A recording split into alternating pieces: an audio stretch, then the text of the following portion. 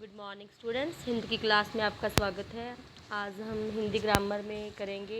हमारा टॉपिक का नाम है सर्वनाम। ठीक है, वैसे तो सभी को बेटा सर्वनाम आप लास्ट ईयर भी किया था हमने 4th क्लास में भी।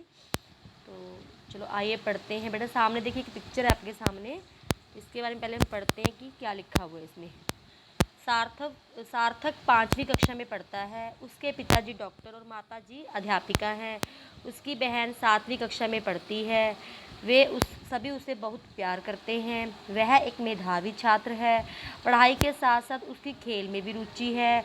यहाँ उसे वह उसकी सार्थक के लिए आए हैं तथा वे शब्द सार्थक के पिता, माता और बहन के लिए प्रयोग किए गए हैं।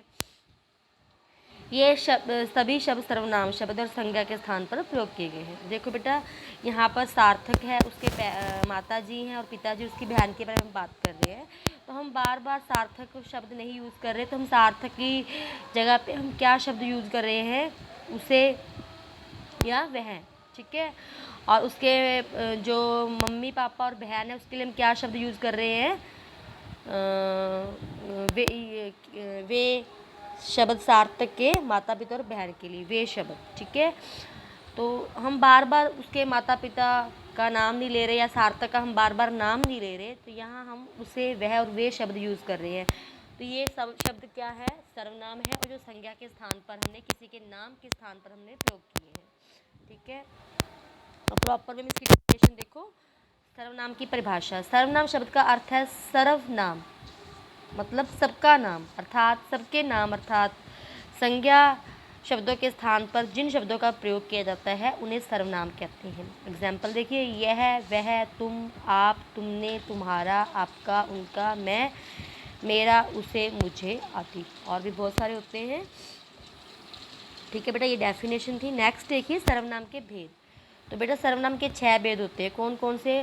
पुरुषवाचक सर्वनाम, सेकंड है निश्चयवाचक सर्वनाम, थर्ड है अनिश्चयवाचक सर्वनाम, फोर्थ है संबंधवाचक सर्वनाम, फिफ्थ है पर्सनवाचक सर्वनाम, और सिक्स्थ है निजवाचक सर्वनाम। ठीक है, तो ये सबसे पहले हम पढ़ते हैं कि पुरुषवाचक सर्वनाम में क्या होता है। इसकी डेफिनेशन देखते हैं।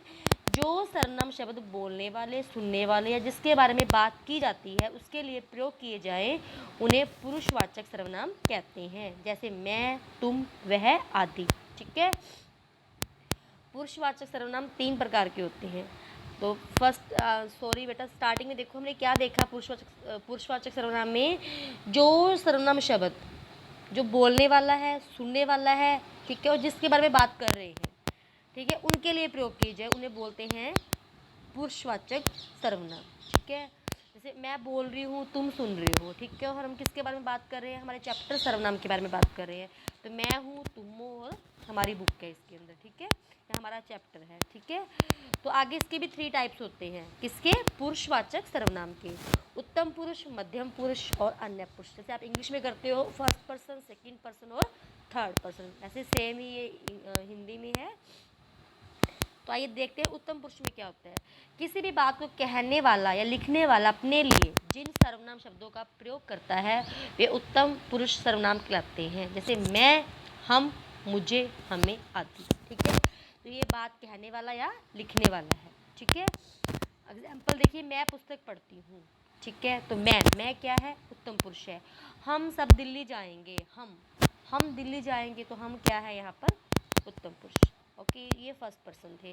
सेकंड पर्सन में क्या आता है, देखो, जिनसे बात की जा रही हो उनके लिए प्रयोग किए जाने वाले सर्वनाम शब्द मध्यम पुरुष सर्वनाम कहलाते हैं, जैसे तुम, आप, तू, तेरा, आपका, तुम्हारा आदि। एग्जाम्पल देखिए, तुमने शाम को बुलाया। ठीक है, तुमने, ठीक है, तुम कानपुर में रहते हो, यहाँ पर तुमने और तुम क्या है, सेकंड पर्सन यानी कि मध्यम पुरुष। तो जिनके बारे में जिनसे बात की जा रही हो, ठीक है, एक जो बात करने वाला होता है, अब जिनसे हम बात कर रहे हैं, ठीक है, यानी कि हमारे सामने वाला। थर्ड है अन्य पुरुष, जिनके विषय में बात की जा रही हो। अब देखो, हम 2 बंदे बातें करें तो हम किसी मान लो थर्ड बंदे के बारे में बात कर रहे हैं, थर्ड चीज़ के बारे में बात कर रहे हैं, तो उनके लिए हम जो शब्द यूज़ करते हैं, सर्वनाम शब्द यूज़ करते हैं, उन्हें हम क्या बोलते हैं, अन्य पुरुष सर्वनाम, जैसे वह, वे, यह आदि। ठीक है, ये थर्ड पर्सन होते हैं। वह खाना खाता है, उसने पत्र लिखा। ठीक है, तो 2 बंदे थर्ड बंदे के बारे में बात कर रहे हैं कि वह खाना खाता है, उसने पत्र लिखा है, तो जिसके विषय में बात की जा रही हो। ठीक है, तो ये थर्ड पर्सन में आ जाते हैं। ठीक है, नेक्स्ट है सेकंड है प्रश्नवाचक। जैसा कि प्रश्नवाचक सर्वनाम आपको हेडिंग से क्लियर हो रहा है, तो देखो जिन सर्वनाम शब्दों का प्रयोग प्रश्न पूछने के लिए किया जाता है। ठीक है, हम किसी से कोई प्रश्न पूछते हैं, कोई क्वेश्चन करते हैं, तो उन्हें हम क्या बोलते हैं, प्रश्नवाचक सर्वनाम। एग्जाम्पल देखिए, आप किस स्कूल में पढ़ते हो, कोई आपसे पूछ रहा है कि आप किस स्कूल में पढ़ते हो, तो क्वेश्चन है। सेकंड है आपके पिताजी का मोबाइल नंबर क्या है। ठीक है, तो यहाँ पर क्या और किस क्या है, प्रश्नवाचक सर्वनाम। थर्ड है बेटा निश्चयवाचक सर्वनाम। जो सर्वनाम शब्द दूर अथवा निकट के किसी निश्चित व्यक्ति, वस्तु या स्थान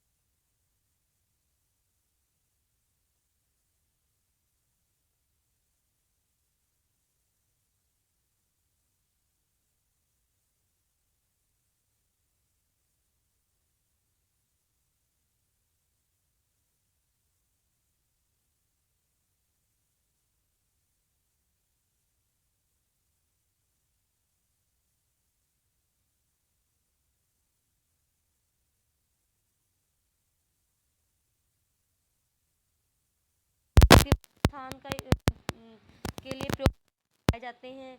और अनिश्चय में देखो क्या होता है कि ऐसे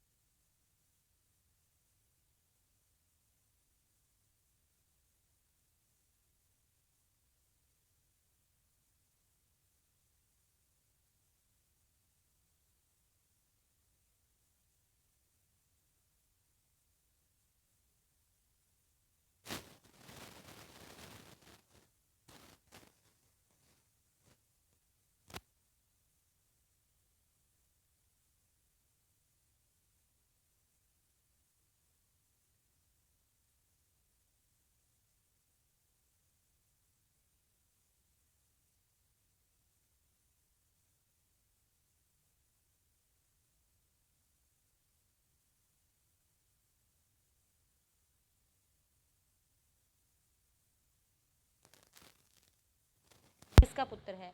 अब जो और वह दोनों का आपस में मतलब कि संबंध है।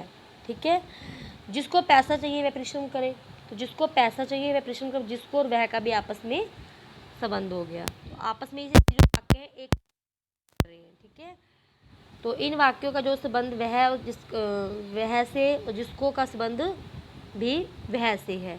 ठीक है,